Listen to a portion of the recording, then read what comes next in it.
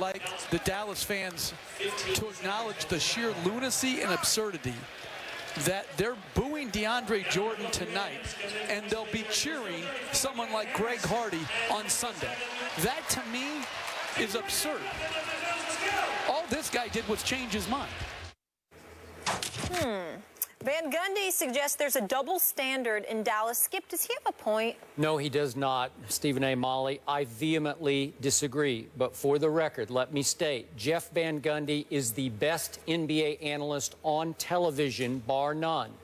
And I like him even more because occasionally he will have the guts to venture forth with a little opinion that's beyond the game, about larger issues, about pet peeves of his own, Jeff Van Gundy's. But this one, I must admit, really offended me, and I think it's out of bounds. And here's why. I can really speak to this, Stephen A. I am a lifelong Cowboy fan.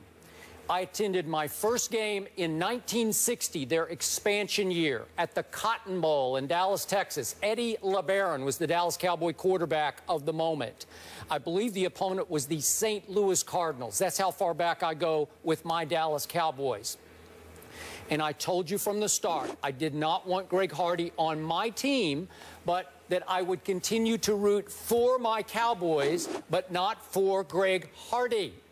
Roger Staubach, the great Roger Staubach, whom I covered for many years, knew him very well. He said exactly the same thing a couple of days ago.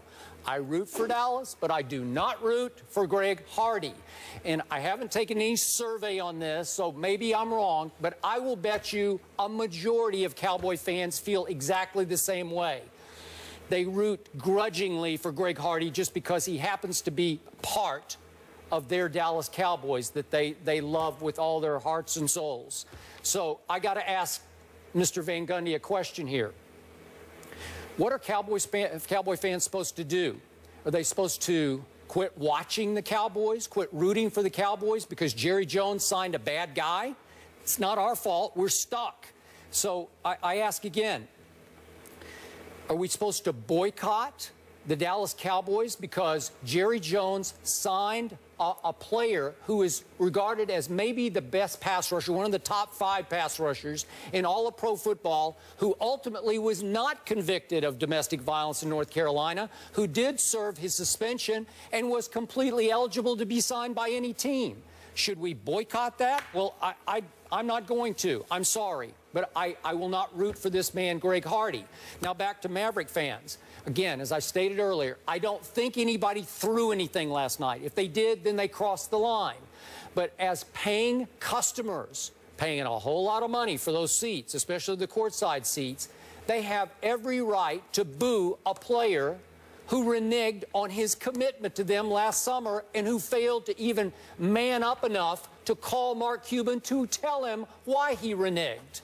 That's well within their right. I support them wholeheartedly for booing DeAndre Jordan.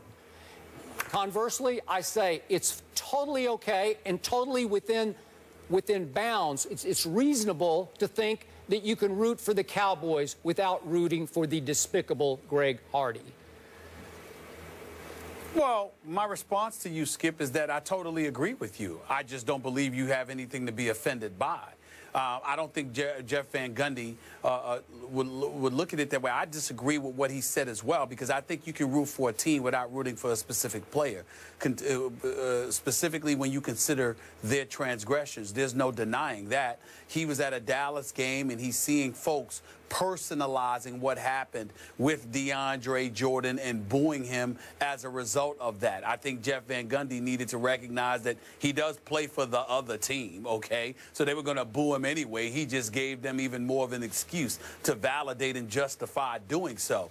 And as it pertains to Greg Hardy's going to be out there on the field, and if he gets a sack and it stops a game-winning drive by the opposition and saves a game for Dallas and they end up being victorious, it's not Greg Hardy that you're cheering. It's the result of those actions which leads to a victory for the Dallas Cowboys. I'm not saying anything that Jeff Van Gundy doesn't know.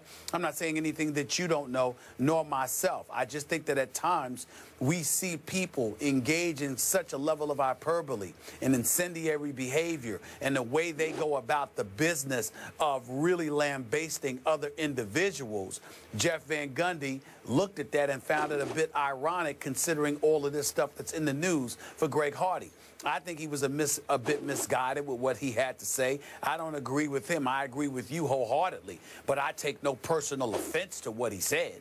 I don't think that he said something that should have been insulting even to Dallas fans. I think that he said something that makes you stand up and remind yourself that while you're rooting for the Cowboys, you need to be careful as to not coming across as if you're rooting for Greg Hardy, because there's so much stuff that obviously is going on with him. He might have went a little bit too far with it. Again, I agree with you more than I agree with him.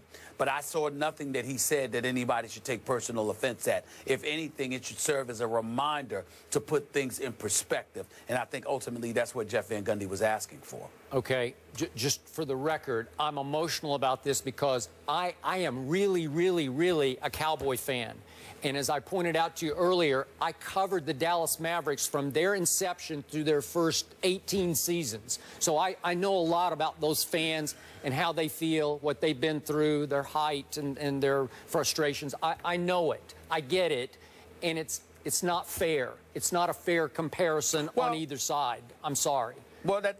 Well, that depends. You're right if you're talking about Skip Bayless. You're right if you're talking about people who think like and act like Skip Bayless as it pertains to their fandom for the Dallas Cowboys. But you and I both know, and we repeatedly lament, how society has changed, how things have changed, and obviously not for the better when it comes to how people act, how they fail to put things in its proper perspective, and how far they go sometimes in expressing their incendiary tendencies and ways simply because they feel they have the license to do so. So if you're Jeff Van Gundy and you're at an arena and you're seeing all of this unfold before your very eyes in the same city where Greg Hardy, in your eyes, is being applauded to any degree, despite anything that has happened to him, it's something to say, to bring attention to it, to remind folks that instead of being like this younger generation can be from time to time, make sure you're like Skip Bayless. Make sure you understand the dichotomy that exists between the Cowboys and Greg Hardy and how they're not one and the same, how they're two separate entities. And indeed, you can root for the Cowboys without rooting for Greg Hardy,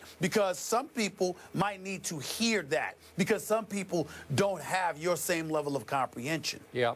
Look, to be fair and balanced here, is it possible that some Cowboy fans, like a lot of fans of other teams, wouldn't care if Jerry went and signed all of his players out of prison, you know, like, and they won the championship? Would you still, you know, you just say, oh, what the heck, they're just football players? I'm sure there are those. Yeah. But in this case, this is so despicable. It's so over the edge and over the line that I'm pretty sure, and I can't tell you what percentage, that a whole lot of fans are right there with Roger Staubach.